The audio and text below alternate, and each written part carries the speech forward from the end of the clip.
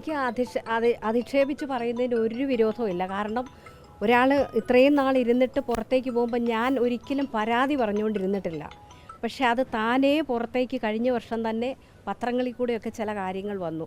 അപ്പോൾ നമുക്ക് ഒരു പരിധി ഉണ്ടല്ലോ ചില കാര്യങ്ങൾ. അത് ഇങ്ങനെ പഴയ ഇരുന്ന പാർട്ടിയെ ഒരിക്കലും കുറ്റം പറയാൻ എനിക്കിഷ്ടമല്ല. ഒരുപാട് പ്രവർത്തകരുടെ എൻ്റെ സഖാക്കളുടെ എല്ലാം ത്യാഗപൂർണ്ണമായ പ്രവർത്തനങ്ങളൊക്കെ ഉണ്ട്. അത് ഞാൻ വില മതിക്കുന്നു.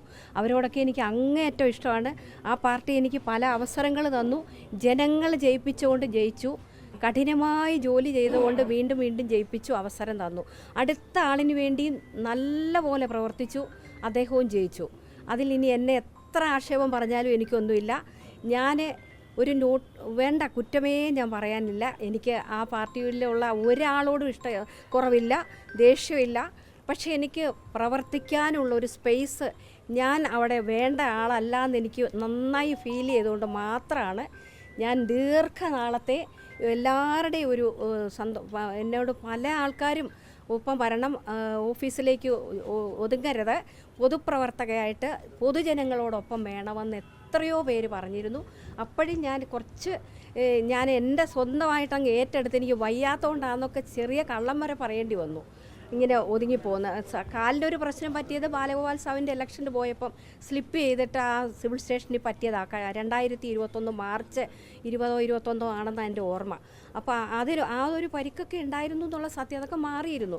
പക്ഷേ മാനസികമായിട്ട് എന്നിട്ടും ഞാൻ 2.5 വർഷവും, നിങ്ങളെല്ലാം ഞങ്ങളുടെ നാട്ടിലുള്ളവർക്ക് അറിയാമല്ലോ, എല്ലാവർക്കും അറിയാം, പാർട്ടിയുടെ സമ്മേളനത്തിനും എല്ലാ പൊതുപരിപാടിയിലും ഓടി നടന്നുകൊണ്ടിരുന്ന 2.5 വർഷത്തിലധികം.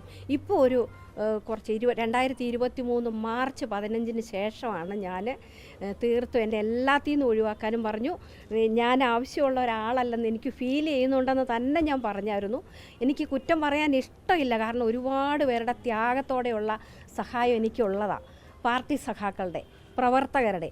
എനിക്ക് ഒരിക്കലും അവരോട് ആരോടും ദേഷ്യമില്ല. പക്ഷേ എനിക്ക് വല്ലാണ്ട് ഫീൽ ചെയ്യുന്നുണ്ട് അവിടെ എനിക്കൊരു സ്പേസ് ഇല്ല എന്ന്. അതുകൊണ്ട് തന്നെയാണ് എന്ത് തന്നെന്ന് പറഞ്ഞാലും തന്നില്ലെന്ന് ഞാൻ പറയത്തേ ഇല്ല. പക്ഷേ ആ തന്ന ജോലി 100% ആത്മാർത്ഥതയോടെ പ്രവർത്തിച്ചിട്ടുണ്ട്.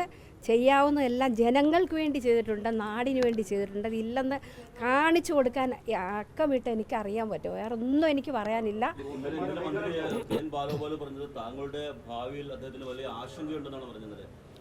അതെന്താണെന്ന് നിങ്ങളൊക്കെ നോക്കിയാൽ എനിക്കറിഞ്ഞൂടെ എൻ്റെ ഭാവി എന്തോന്നാണ്. ഞാൻ ഈ പാർട്ടിയിൽ നിന്നാലേ ഭാവിയുള്ളൂ എന്നാണെങ്കിൽ ഞാൻ എല്ലാം അവസാനിപ്പിച്ചു എന്ന് ഞാൻ എൻ്റെ പ്രശ്നങ്ങളെല്ലാം പറഞ്ഞിട്ടുണ്ട്. എല്ലാ നേതാക്കളോടും ഞാൻ പറഞ്ഞിട്ടുണ്ട്. പക്ഷെ അതൊന്നും ഒരു പരിഹരിക്കേണ്ടെന്ന് തോന്നിയിട്ടാണോ എനിക്കറിയില്ല. എന്തായാലും അതിനൊരു അഡ്രസ്സ് വന്നില്ല. എനിക്കതിൽ പരാതിയില്ല. ഞാൻ ജനങ്ങൾക്കറിയാം, ഓരോ ജനത്തിനും അറിയാം ഐഷ പോറ്റി അവസരവാദിയാണോ, സ്ഥാനമോഹിയാണോ. പക്ഷെ നമുക്ക് പ്രവർത്തിക്കാനൊരു സ്പേസ് കംഫർട്ടബിളായിട്ടുണ്ടെങ്കിൽ അവിടെ ജനങ്ങളോടൊപ്പം തീർച്ചയായിട്ടും ഉണ്ടാകും. എനിക്ക് വേറൊന്നും ആവശ്യമില്ല. എന്ത് പറഞ്ഞാലും എനിക്കൊരു പ്രശ്നവും ഇല്ല. എത്ര ആക്ഷേപിച്ചാലും എനിക്ക് ചേരുന്ന ഭാഷയല്ല.